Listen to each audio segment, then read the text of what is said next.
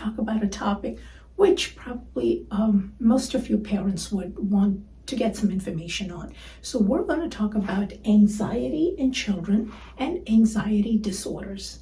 All right, so what is anxiety? So anxiety is what you feel in your body and in your mind whenever you see a perceived threat. Means whenever something scares you, worries you, or you're afraid of, it gives rise to these physical, emotional, and cognitive symptoms in your body, which is what we call anxiety.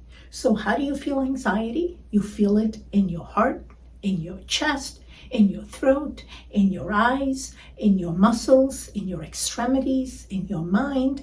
And when you feel this anxiety, you notice that you can't focus, you can't concentrate, you feel heart pounding fast, you feel your muscles are tight, your jaws are clenched, you can't breathe properly, you can't think properly, you get this tunnel vision like thing, and you become very scared.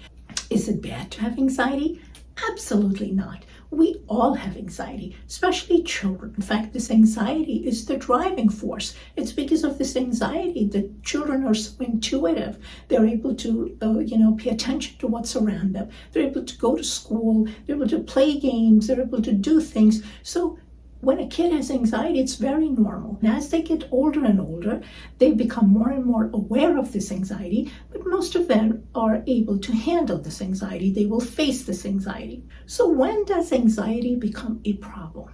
Anxiety becomes a problem or becomes a challenge. It becomes an issue when it becomes what we call the anxiety disorder. And that means that your anxiety is coming in the way of your normal functioning. Your anxiety is preventing you from having healthy friendships. Your anxiety is making you not go to school. It gets you into trouble at school. You're not able to focus in the class. You're not able to pay attention. Anxiety makes you avoid things. And whenever we avoid anxiety, because it makes us so worried, and because this anxiety is not very comfortable. And when we develop this habit of avoiding, or when we start avoiding, we become more and more fearful. So this anxiety grows, it becomes bigger, it becomes magnified, and then it affects our day-to-day functioning, as I said. And anxiety disorders are very common in children, and we have different kinds of anxiety disorders. When a child develops anxiety disorder, that's the time that we get help for this child, whether it's in the form of medicine or whether it's in form of a therapy. And the child learns how to manage this anxiety so that avoidance doesn't become his go-to, because that will lead to disempowerment, and that's going to come in the way of the child's success. Eventually, the child is going to develop a habit that I'm not good enough, because when he can't face the world, he can't face his fears, then he feels that there's something wrong with me, and that eventually can then lead to an episode of depression. So let's talk about what are some of the most common types of anxiety disorders in the children. The most common type of anxiety disorders in children are what we call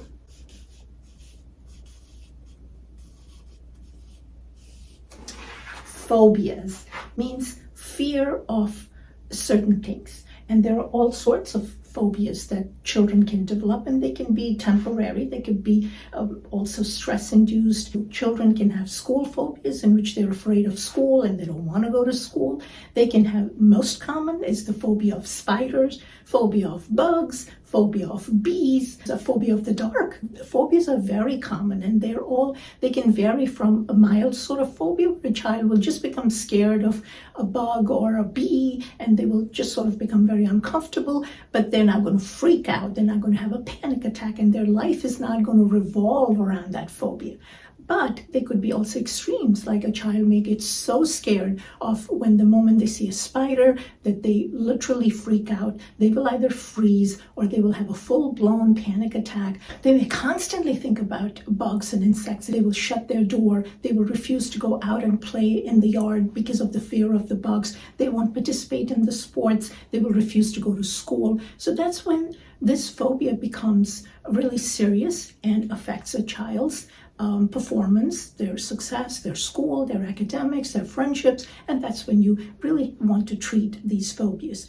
And we'll come to the treatment later on. I mean, the common way of treatment of phobias is exposure therapy, but that is done very gently in a graded manner with the help of a therapist. And in certain severe cases, medications are also used. But yes, those are one of the most common types of anxiety disorders in children. Then the second kind of anxiety disorder in children is what we call generalized anxiety disorder. So that's also a common kind of anxiety disorder in children, in which a child is worried about their future. So a child will be worried about their friendships, what's going to happen tomorrow at school, did I finish my homework? The child will be so scared of this that they'll start avoiding going to school. They're constantly ruminating, they're constantly thinking about the future events. Their bodies are getting tense, and they have all other physical symptoms. So generalized anxiety disorder is also a very common type of an anxiety disorder in children. Then there is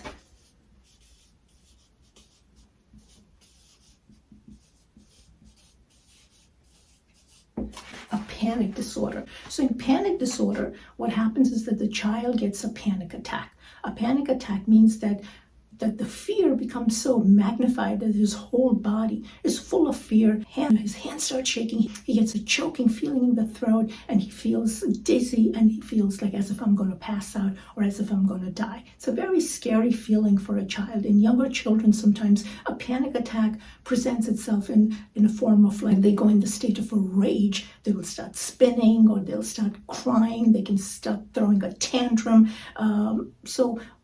And of course, and if the child is older, he or she may then verbalize all these symptoms that they're having.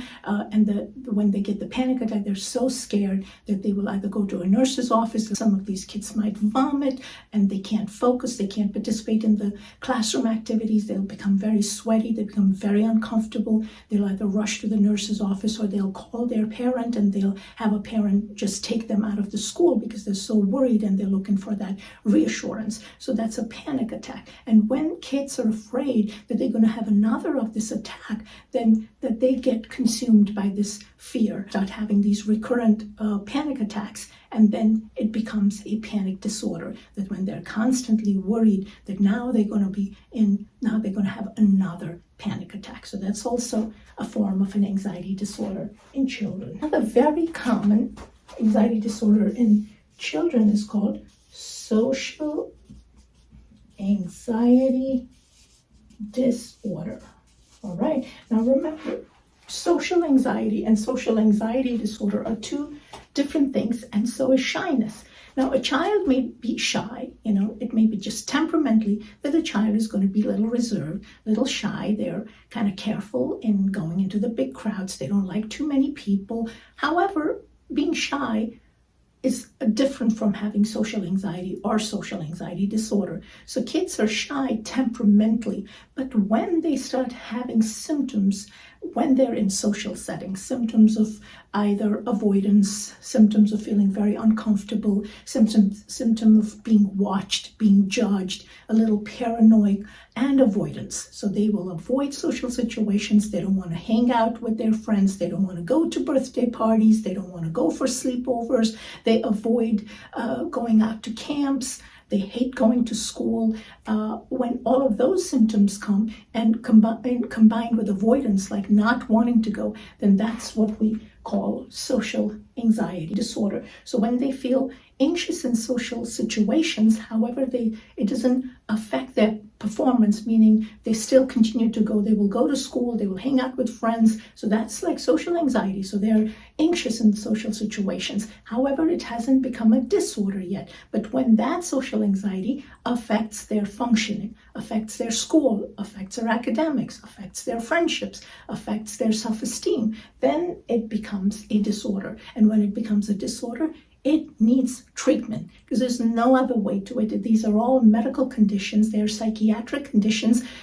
It's very, very important for us parents to know to separate these conditions from a child's personality. Because a lot of times you can't see them, but it's a child feels them. In fact, first people to even witness that your child is struggling with something is the parents and the child itself.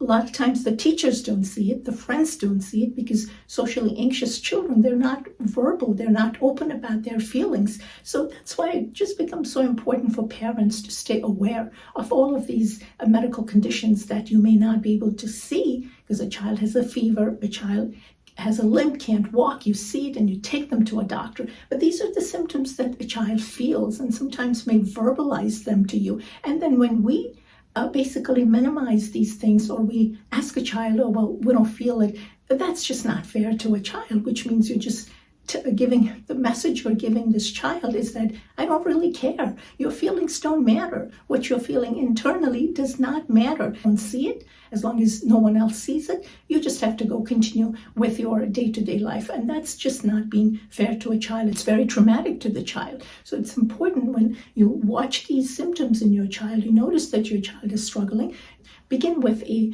consultation with the child's pediatrician and explain these symptoms. See, a lot of times, what happens, the doctors and therapists, they are going to give a child this generalized anxiety disorder questionnaire. They're going to give them questionnaires to fill. Now, remember, children, they're not very self-aware, they're not in tune with their feelings. And a lot of times, especially with social anxiety disorder, because there is this shame associated, this sense of embarrassment, and the child already feels that there is something wrong with me. So when you hand this child a questionnaire, most of the time they're just going to check that everything is fine, everything is normal. So a lot of therapists, they go like, well, we don't see anything. The child is not verbalizing anything, and the parent is crying out loud that, hey guys, this is what I'm noticing in my child. And then sometimes we even label that the parent is anxious and the parent is worrying unnecessarily about the child. We don't see any issue. The child has great grades. They talk to the teachers. The teacher says, well, the child is happy. He has good friends. We don't see a problem.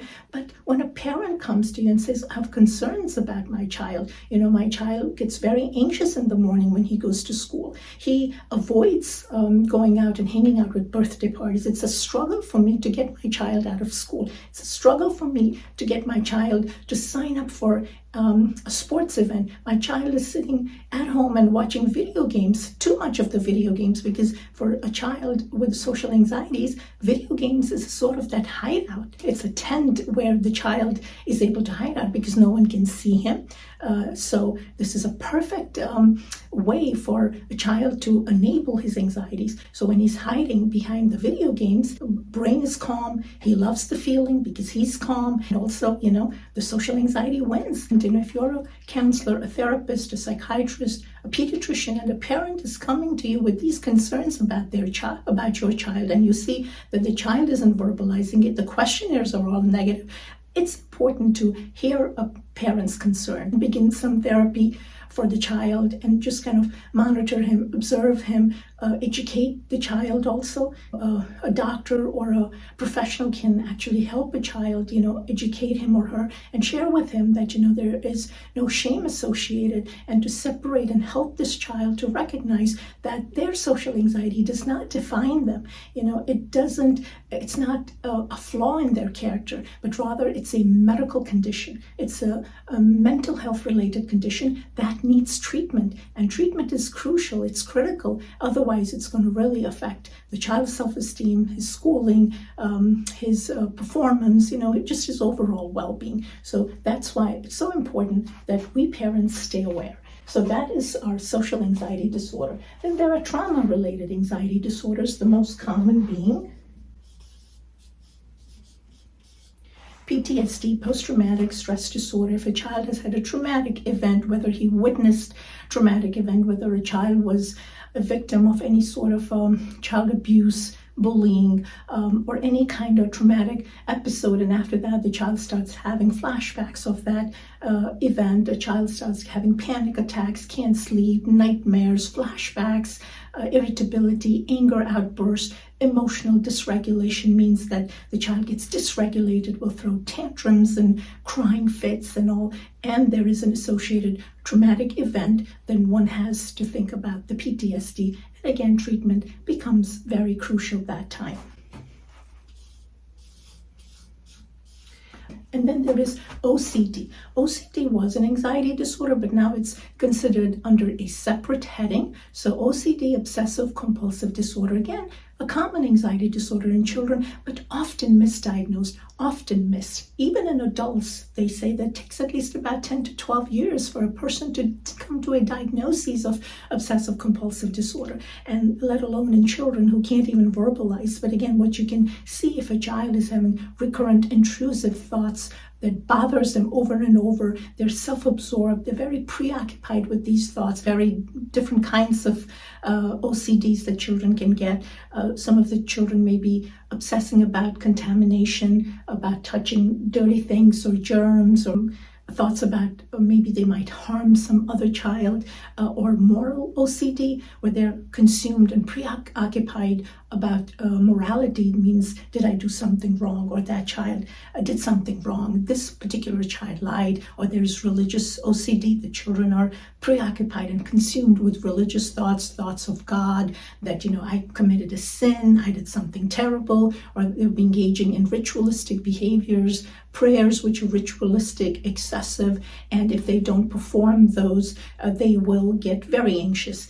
So all are different forms of OCDs. Again, so important to watch a child, monitor your child, and separate the disorder from a child's personality. So then, how do we treat these anxiety disorders? Although certain treatments are unique to certain forms of anxiety disorder, but generally, most of these anxiety disorders are treated through talk therapy, or what's called psychotherapy or counseling, and there are different forms of talk therapy which are utilized for anxiety disorders. Like there's a CBT, cognitive behavioral therapy. In OCD, we use something called ACT, acceptance and commitment therapy, or ERP, exposure response prevention therapy. Then for the PTSD, we use, other forms of therapies like DBT, dialectic behavioral therapy is used in some children, mindfulness-based therapy, and then of course there are medications. And sometimes when anxiety disorder is severe enough, it's very hard for a child, the therapy doesn't become effective. So sometimes for severe forms of anxiety disorders, we do have to use medications. So medications kind of settle down the anxiety a little bit so that the child respond to the therapy. So medications and therapy, and there are, of course, self-help strategies that parents can do. In fact, parental training is a very important part of helping children to manage their anxiety disorders, because what we parents do a lot of times, in fact, I myself have done that many times, is we can enable our children's anxiety, because we watch our children become very uncomfortable, and we don't want to see that. So a child who's very fearful of bugs, doesn't want to go outside, we enable that. We say, oh, all right, honey, well, you don't have to. Or we'll just go and constantly look for bugs with them, look into their rooms and kind of make sure that the doors are locked. And I think it's important, of course, to validate your child's fears. That's important. However, go on to the step 2, which is just empower your child, help him gently to handle those fears instead of continue to use avoidance. So in a lot of the therapies, parents' involvement becomes extremely important. So feel free to comment, share that if there's anything specific you want to ask about the anxiety disorders, and maybe next time we can talk a little bit more about the OCD, because that is such a disorder which is easy to miss in children and teens. So that's going to be a topic for the next time. Take care, see you soon, and please don't forget to subscribe to our channel.